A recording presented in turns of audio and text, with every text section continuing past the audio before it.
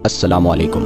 प्यारे दोस्तों, हज़रत आमीना रदी अल्लाह ताला अन्हा के शोहर हज़रत अब्दुल्ला रदी अल्लाह ताला अन्हु की वफ़ात को 6 साल गुजर चुके थे। हज़रत आमीना अपने शोहर अब्दुल्ला को बहुत याद करती थी और अक्सर रातों में उन्हें याद करके रोया करती थी। लेकिन किस्मत का ऐसा फैसला कि 6 साल गुजर चुके हैं और अभी तक अपने शोहर की कब्र पर भी जाने का मौका ना मिल सका। आखिर बेचैन होकर एक दिन हज़रत आमीना ने मदीना जाने का इरादा बना ही लिया और अपने ससुर अब्दुल मुत्तलिब से आकर फरमाया कि बाबा जान, मैं कुछ दिनों के लिए अपने घर मदीना जाना चाहती हूँ, आप इजाज़त दे दें। हज़रत अब्दुल मुत्तलिब ने फरमाया कि ठीक है बेटी, चली जाओ। हज़रत आमीना ने सफ़र का सामान तैयार किया और अपनी नौकरानी उम्मे ऐमन और हमारे हुजूर सल्लल्लाहु ताला अलैहि वसल्लम को लेकर एक ऊँटनी से मदीना की तरफ चल पड़ी।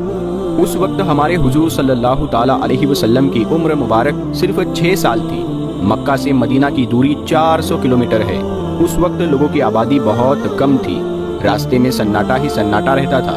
हर तरफ एक वीरानी और वहशत सी महसूस होती थी। लेकिन ये 3 लोगों का काफिला धीरे धीरे मदीना की तरफ बढ़ता जा रहा था। इस काफिले में मर्दों में सिर्फ एक 6 साल का बच्चा था।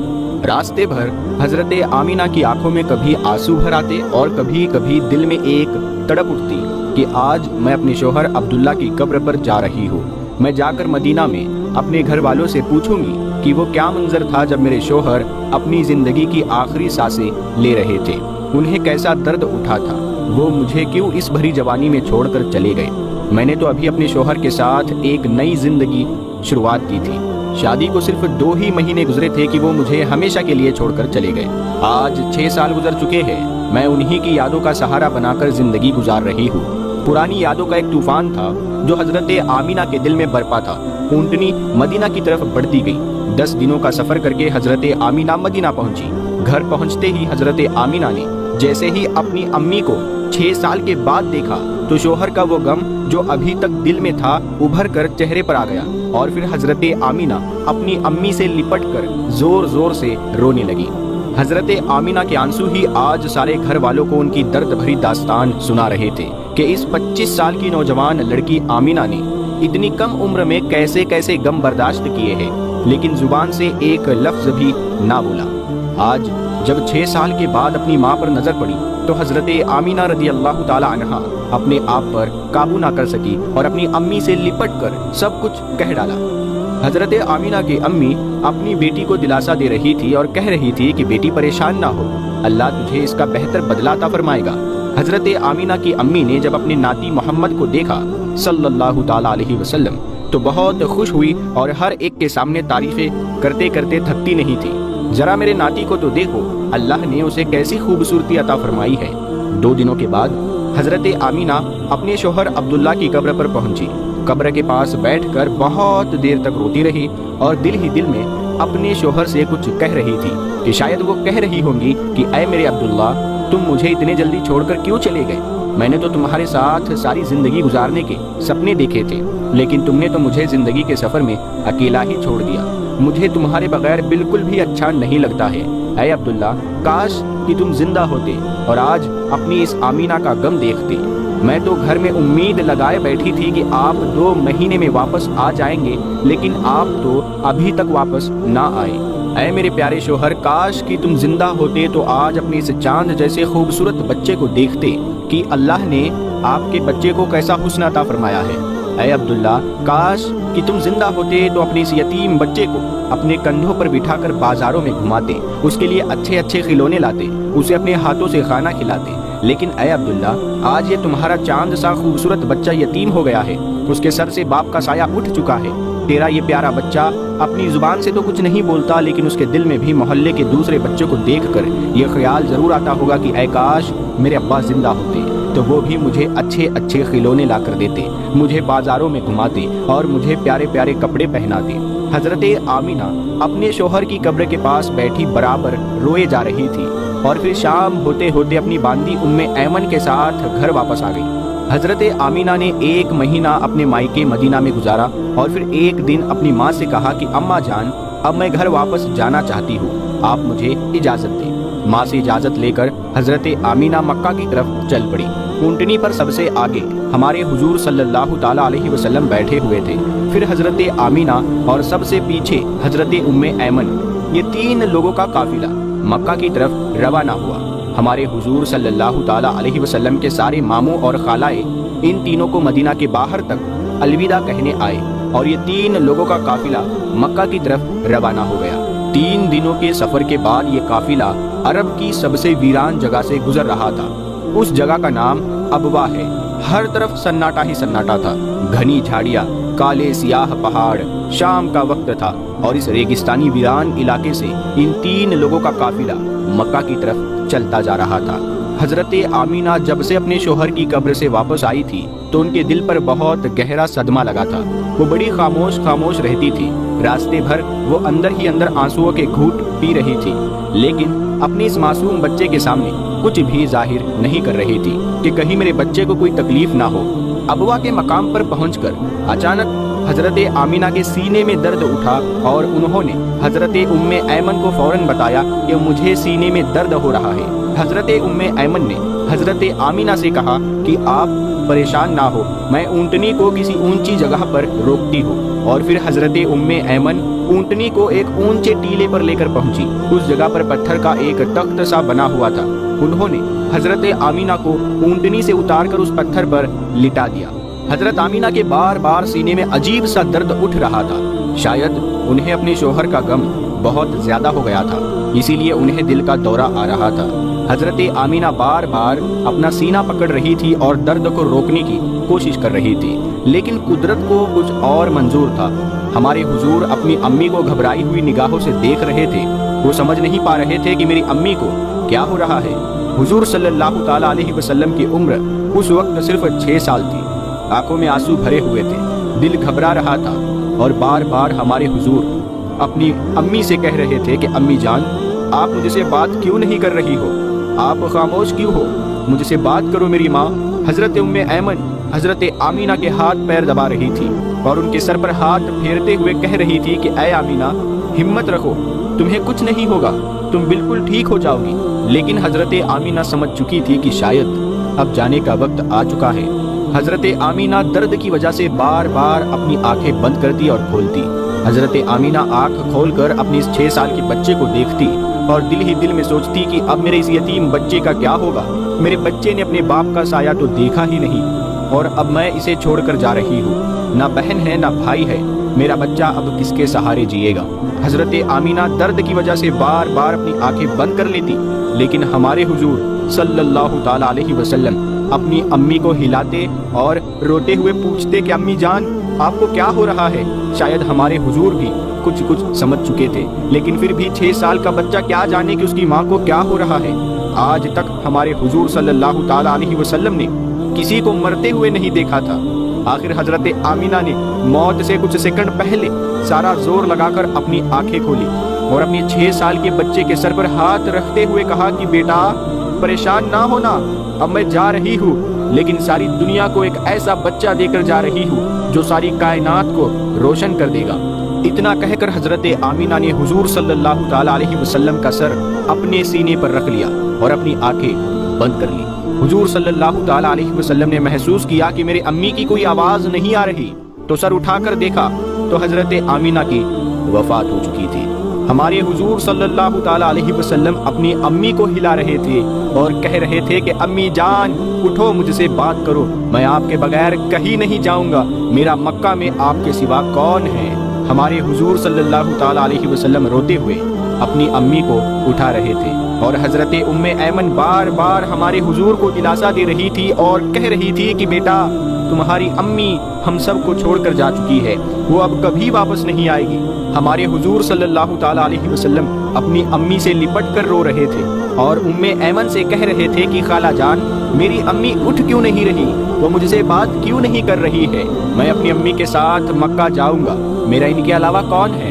دوستو، وہ کیا ڈراؤنا منظر ہوگا کہ مکہ مدینہ کی آبادی سے بہت دور سنسان علاقے میں 6 سال کا بچہ اپنی ماں سے لپٹ کر رو رہا ہے اور اپنی ماں کو مرتے ہوئے دیکھ رہا ہے۔ شاید اس دن آسمان کے فرشتے بھی رو دیے ہوں گے۔ اس وقت ہمارے حضور صلی اللہ تعالیٰ علیہ وسلم کے پاس صرف حضرت ام ایمن تھی جو کہ گھر کی نوکرانی تھی۔ घर की नौकरानी से क्या दिलासा मिल सकता है। अगर अल्लाह चाहता तो हजरत आमीना को मदीना में वफात दे सकता था। कम से कम हमारे हुजूर की खाला, मामू या नानी हमारे हुजूर को गले से लगाकर कुछ दिलासा दे देते। और अगर अल्लाह चाहता तो हजरत आमीना को मक्का में वफात दे सकता था। कम से कम हमारे हुजूर के चाचा, दादा अब्दुल मुत्तलिब या फूफिया ही हमारे हुजूर को गले से लगाकर दिलासा दे देती और मुसीबत की इस वक्त में हमारे हुजूर के लिए सहारा बनती। लेकिन अल्लाह ताला सारी दुनिया को दिखाना चाहता था कि ऐ लोगों देखो, ये मोहम्मद वो हस्ती है कि जिसकी खातिर मैंने सारी कायनात को बनाया। इस बच्चे से मैं इतनी मोहब्बत करता हूँ कि पूरे कुरान में मैंने उसे नाम लेकर नहीं पुकारा, हमेशा मोहब्बत से पुकारा है। ऐ लोगों, ये मोहम्मद वो बच्चा है कि जिसके इशारे पर आसमानों में तहलका मच जाता है, जिसके दुआ के हाथ उठते ही मैं दुनिया का निजाम ही बदल देता हूँ, जिसकी उंगली के इशारे पर मैं चांद के 2 टुकड़े कर देता हूँ। ऐ लोगों, ये मोहम्मद वो हस्ती है कि जिसे मैंने सारे जहान की खूबसूरती दी है। आ जाओ, आज सारी दुनिया वालों जरा अबवा के मकाम पर आकर देख लो कि इस बच्चे पर कैसी मुसीबतों का पहाड़ टूटा है। वो कैसे अपनी माँ से लिपट लिपट कर रो रहा है। आज उसे कोई सहारा देने वाला नहीं है। हजरत उम्मे ऐमन ने किसी तरह पत्थरों को हटाकर कब्र बनाई और फिर जब उसमें हजरत आमीना को उतारने लगी तो हमारे हुजूर सल्लल्लाहु ताला अलैहि वसल्लम अपनी माँ से चिमट गए और कहने लगे कि खाला जान, मेरी माँ को इन पत्थरों में मत रखो, मुझे उन्हें घर ले जाना है। हजरत उम्मे ऐमन ने किसी तरह हजरत आमीना को कब्र में उतारा और फिर हुजूर सल्लल्लाहु ताला अलैहि वसल्लम को लेकर ऊंटनी की तरफ चल पड़ी। जब हजरत उम्मे ऐमन ऊंटनी पर बैठने लगी तो पीछे मुड़कर देखा तो हमारे हुजूर सल्लल्लाहु ताला अलैहि वसल्लम मौजूद नहीं थे। वो बहुत परेशान हो गई कि हुजूर कहाँ गए। ऊपर टीले से किसी बच्चे के रोने की आवाज आ रही थी। दौड़ती हुई ऊपर गई तो देखा कि हमारे हुजूर सल्लल्लाहु ताला अलैहि वसल्लम अपनी माँ की कब्र से लिपट कर रो रहे हैं और कह रहे हैं कि अम्मा जान, आप मुझे इतने जल्दी छोड़कर क्यों चली गई? मेरा आपके सिवा कौन है? ना मेरा कोई भाई है, ना बहन है। अब मैं किसके सहारे जिंदगी गुजारूंगा? हजरत उम्मे ऐमन ने पीछे से हुजूर सल्लल्लाहु ताला अलैहि वसल्लम को उठाया और कहा कि ऐ बेटा, चलो घर चलते हैं। हमारे हुजूर ने कहा कि नहीं, मैं अपनी अम्मी के साथ जाऊंगा। हजरत उम्मे ऐमन ने किसी तरह हुजूर को अपनी गोद में उठाकर ऊंटनी पर बिठाया और मक्का की तरफ चल दी। हजरत उम्मे ऐमन फरमाती है कि जब तक आमीना की कब्र नजर आती रही, हमारे हुजूर बार बार अपनी अम्मी की कब्र को देखते जा रहे थे और मुझसे कह रहे थे कि खाला जान, मुझे मेरी माँ के पास ले चलो, मैं उनके बगैर मक्का नहीं जाऊंगा। 4 दिन के सफर के बाद ये दोनों लोग मक्का पहुंचे। सारे रास्ते हमारे हुजूर सल्लल्लाहु ताला अलैहि वसल्लम एक पल के लिए भी नहीं सोए और बराबर रोते रहे। जब हजरत उम्मे ऐमन हमारे हुजूर सल्लल्लाहु ताला अलैहि वसल्लम को लेकर मक्का पहुंची तो अब्दुल मुत्तलिब ने ऊंटनी की तरफ देखते हुए पूछा कि ऐ उम्मे ऐमन, आमीना कहाँ है? तुम तो 3 लोग गए थे, फिर 2 लोग वापस क्यों आए हो? ये सुनकर हजरत उम्मे ऐमन रोने लगी और हमारे हुजूर भी दौड़कर अपने दादा से लिपट गए। ये देखकर अब्दुल मुत्तलिब भी समझ गए कि कोई बुरी खबर जरूर है। फिर हजरत उम्मे ऐमन ने सारा किस्सा सुनाया तो दादा अब्दुल मुत्तलिब की भी आंखों से आंसू बहने लगे और अपने पोते मोहम्मद को गले से लगा लिया। शायद वो सोच रहे होंगे कि मेरे पोते पर इतनी छोटी उम्र में कितनी मुसीबतें आ रही हैं। बाप का साया तो देखा ही नहीं और अब माँ भी छोड़कर चली गई। हमारे हुजूर सल्लल्लाहु ताला अलैहि वसल्लम के सारे चचा परेशान थे, सारी फुप्पियाँ परेशान थी, हर एक का चेहरा उदास था और सब हमारे हुजूर को देखते जा रहे थे कि इस मासूम बच्चे को बचपन ही से कैसे कैसे गमों का सामना करना पड़ रहा है।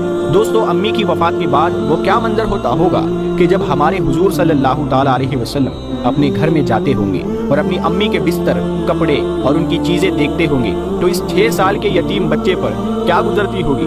अम्मी की वफात के बाद हमारे हुजूर बहुत खामोश रहते थे, किसी से बात ना करते। इस वाक़ये के 57 साल के बाद हमारे हुजूर सल्लल्लाहु ताला अलैहि वसल्लम का गुजर अपनी माँ की कब्र के पास से हुआ।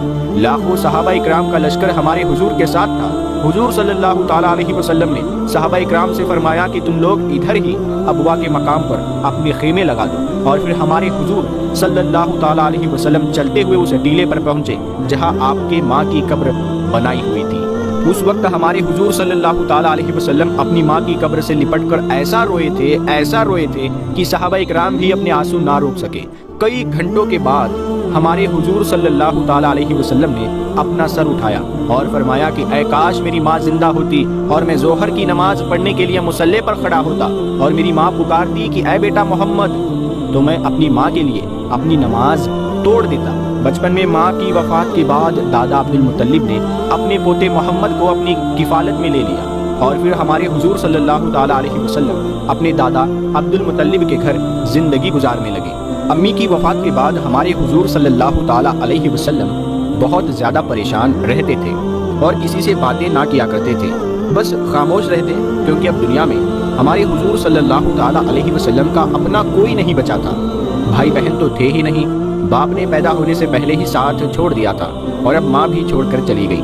صرف ایک بوڑھے دادا عبد المطلب تھے، وہی اپنے پوتے کا ہر طرح سے خیال رکھتے تھے، لیکن ایک 6 سال کا بچہ اپنے دل کا درد اپنے دادا سے کیا بیان کرتا۔ اسی لیے ہمارے حضور کے آنسو تنہائی میں ہی نکل کر خشک ہو جاتے تھے، کوئی آپ کا درد سمجھنے والا نہیں تھا۔ ماں کی وفات کا غم ایسا تھا کہ جسے ہمارے حضور صلی اللہ تعالیٰ علیہ وسلم ساری زندگی بھلا نہ سکے۔ دادا عبد المطلب اپنے پوتے کا بہت زیادہ خیال رکھتے تھے، جب بھی کھانا کھانے بیٹھتے تو آواز لگا کر بلاتے کہ میرے بیٹے محمد کو لے کر آؤ، میں اس کے ساتھ کھانا کھاؤں گا۔ اور پھر ہمارے حضور صلی اللہ تعالیٰ علیہ وسلم دادا عبد المطلب کے پاس بیٹھ کر کھانا کھاتے۔ حضرت عبد المطلب مکہ کے سرداروں میں سے تھے، اسی لیے ان کے لیے کعبہ شریف کے پاس ایک قالین بچھائی جاتی تھی جس پر ان کے علاوہ کوئی بھی نہیں بیٹھ سکتا تھا، یہاں تک کہ ان کے لڑکے بھی نہیں۔ ایک بار حضرت عبد المطلب کعبہ کے پاس اپنی قالین پر بیٹھے ہوئے تھے اور دوسرے لوگ آس پاس انہیں گھیرے بیٹھے تھے کہ تبھی ہمارے حضور صلی اللہ تعالیٰ علیہ وسلم چلتے ہوئے آئے اور دادا عبد المطلب کی قالین پر بیٹھنے لگے تو ایک آدمی نے ہمارے حضور صلی اللہ تعالیٰ علیہ وسلم کا ہاتھ پکڑ کر انہیں پیچھے کر لیا اور وہ کہنے لگا کہ اے بیٹا، تم اس قالین پر نہیں بیٹھ سکتے، یہ ہمارے سردار عبد المطلب کی قالین ہے۔ عبد المطلب نے جب یہ دیکھا تو اس آدمی کو روکا اور پھر ہمارے حضور صلی اللہ تعالیٰ علیہ وسلم کا ہاتھ پکڑ کر اپنی قالین پر بٹھاتے ہوئے کہا کہ اے لوگو، میرے اس بچے کی ہی شان بڑی نرالی ہے، یہ آگے چل کر بہت بڑا انسان بنے گا۔ ایک بار حضرت عبد المطلب کعبہ شریف کے پاس بیٹھے ہوئے تھے کہ اسی وقت ان کے پاس نجران شہر کے کچھ عیسائی آ گئے۔ ان عیسائیوں میں ان کا ایک عالم بھی تھا جو اپنی کتابوں کے بارے میں بہت اچھی طرح جانتا تھا۔ تو اس عیسائی عالم نے عبد المطلب سے کہا کہ اے سردار، ہم نے اپنی کتابوں میں پڑھا ہے کہ مکہ شہر میں آخری نبی آنے والا ہے اور وہ اسی شہر میں پیدا ہوگا، اس کی ایسی ایسی نشانیاں ہوگی۔ وہ عیسائی عالم ابھی یہ باتیں ہی کر رہا تھا کہ تبھی ایک آدمی ہمارے حضور صلی اللہ تعالیٰ علیہ وسلم کو لے کر عبد المطلب کے پاس پہنچے۔ تو جیسے ہی اس عیسائی عالم نے ہمارے حضور صلی اللہ تعالیٰ علیہ وسلم کو دیکھا تو وہ گھبرا کر کھڑا ہو گیا اور کہنے لگا کہ یہ وہی انسان ہے کہ جس کے بارے میں ہماری کتابوں میں لکھا ہوا ہے کہ وہ آخری نبی ہوگا۔ اے عبد المطلب، یہ لڑکا تمہارا کیا لگتا ہے؟ حضرت عبد المطلب نے جواب دیا کہ یہ میرا بیٹا ہے۔ تو وہ عیسائی عالم خاموش ہو کر بیٹھ گیا اور کہنے لگا کہ پھر یہ وہ انسان نہیں ہو سکتے، کیونکہ ہماری کتابوں میں لکھا ہے کہ اس لڑکے کا باپ اس کی پیدائش سے پہلے وفات پا جائے گا۔ یہ سن کر عبد المطلب نے کہا کہ بات دراصل یہ ہے کہ یہ میرا پوتا ہے اور اس کا باپ عبداللہ اس کی پیدائش سے پہلے وفات پا چکا ہے۔ یہ سن کر اس عیسائی عالم نے کہا کہ ہاں، یہ بات ہوئی نا، تو پھر یہ وہی انسان ہے کہ جن کے بارے میں ہماری کتابوں میں لکھا ہے، اسی لیے اے عبد المطلب، تم اس بچے کا خیال رکھنا۔ ایک بار قبیلہ بنو مدلج کے کچھ لوگ حضرت عبد المطلب سے ملنے آئے۔ وہ لوگ قیافہ شناس تھے، مطلب لوگوں کا چہرہ اور ان کے ہاتھ پیر دیکھ کر اس کے آگے کی زندگی کے بارے میں اندازہ لگا کر صحیح بتا دیا کرتے تھے۔ اسی لیے ان لوگوں نے جب ہمارے حضور صلی اللہ تعالیٰ علیہ وسلم کو دیکھا تو حضرت عبد المطلب سے کہنے لگے کہ اے عبد المطلب، یہ بچہ کوئی عام بچہ نہیں ہے، بلکہ یہ آگے چل کر بہت بڑا انسان بنے گا، کیونکہ اس کے پیروں کے نشان بالکل اسی طرح ہے جیسے کہ حضرت ابراہیم کے پیروں کے نشان مکہ میں مقام ابراہیم پر بنے ہوئے ہیں۔ دوستو، مقام ابراہیم کعبہ میں ان سنہری جالیوں کو کہتے ہیں جس کے اندر ایک ایسا پتھر رکھا ہوا ہے کہ جس پر آج بھی حضرت ابراہیم کے پیروں کے نشان بنے ہوئے ہیں۔ ہمارے حضور صلی اللہ تعالیٰ علیہ وسلم کی بچپن ہی سے شان بڑی نرالی تھی۔ حضرت عبد المطلب کی جب بھی کوئی چیز کھو جاتی اور وہ انہیں ڈھونڈے نہ ملتی تو وہ اس چیز کو ڈھونڈنے کے لیے ہمارے حضور صلی اللہ تعالیٰ علیہ وسلم کو بھیجتے اور پھر اللہ کا کرشمہ کہ وہ چیز ہمارے حضور صلی اللہ تعالیٰ علیہ وسلم کچھ ہی دیر میں ڈھونڈ کر واپس لے آتے۔ ایک بار حضرت عبد المطلب کا ایک اونٹ کھو گیا تو انہوں نے اسے بہت تلاش کیا لیکن کہیں نہ ملا۔ عبد المطلب نے اپنے لڑکوں کو بھیجا کہ جاؤ مکے میں جا کر میرا اونٹ تلاش کرو، لیکن سارے لڑکے بہت دیر تلاش کرنے کے بعد واپس آ کر کہنے لگے کہ اے ابا جان، ہم نے مکہ کی ایک ایک گلی چھان ماری لیکن ہمیں اونٹ پورے مکے میں کہیں بھی نہیں ملا۔ آخر عبد المطلب نے پریشان ہو کر ہمارے حضور کو اونٹ ڈھونڈنے کے لیے بھیجا۔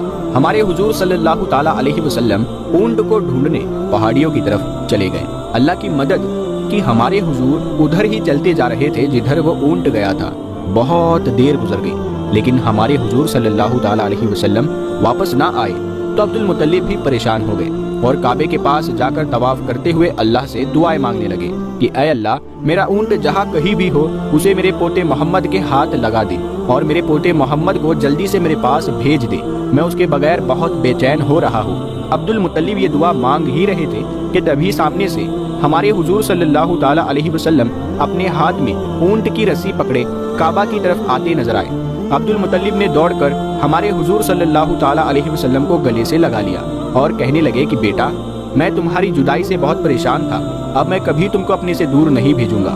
ایک بار مکہ شہر میں بہت سوکھا پڑ گیا، کئی سالوں سے بارش نہیں ہو رہی تھی، جانور بھی پیاس سے مرتے جا رہے تھے، لوگوں کی حالت بہت خراب تھی، سب موت کی کگار پر تھے کہ انہی دنوں میں ہمارے حضور صلی اللہ تعالیٰ علیہ وسلم کے دادی اور حضرت عبد المطلب کی بیوی حضرت رقیہ نے ایک خواب دیکھا کہ کوئی کہہ رہا ہے کہ اے مکہ والو، تمہارے بیچ ایک نبی آنے والا ہے اور اس نبی کے ظاہر ہونے کا وقت قریب آ چکا ہے، اس نبی کی وجہ سے تمہیں زندگی ملے گی اور تم پر خوب بارشیں ہوں گی، تمہاری فصلوں اور جانوروں میں برکت ہوگی۔ اے مکہ والو، اگر تم اپنے علاقے میں بارش کروانا چاہتے ہو تو اپنوں میں سے ایک ایسے انسان کو تلاش کرو کہ جس کا رنگ گورا ہو، قد لمبا ہو اور اس کی پلکیں گھنی ہو اور بھویں آپس میں ملی ہو۔ وہ انسان اپنے سارے لڑکوں کو لے کر نکلے اور تم میں سے ہر خاندان کا ایک انسان اس آدمی کے ساتھ جائے، سب پاک صاف ہو کر اچھے کپڑے پہنے اور خوشبو لگائے اور سب سے پہلے جا کر کعبہ کے پاس حجر اسود کو چومے اور پھر سامنے والے پہاڑ جبل ابو قبیس پر چڑھ جائے۔ اس پہاڑ پر پہنچ کر وہ آدمی جس کے بارے میں اوپر بتایا گیا ہے وہ بیٹھ کر بارش کی دعا کرے اور سارے لوگ آمین کہے تو بارش ہو جائے گی۔ صبح اٹھ کر ہمارے حضور صلی اللہ تعالیٰ علیہ وسلم کی دادی رقیہ نے یہ خواب جب مکہ والوں کو بتایا تو سب حیران رہ گئے اور کہنے لگے کہ یہ خواب کوئی عام خواب نہیں ہے بلکہ اللہ کی طرف سے ہمیں پیغام بھیجا گیا ہے کہ ہم اس طرح پہاڑ پر چڑھ کر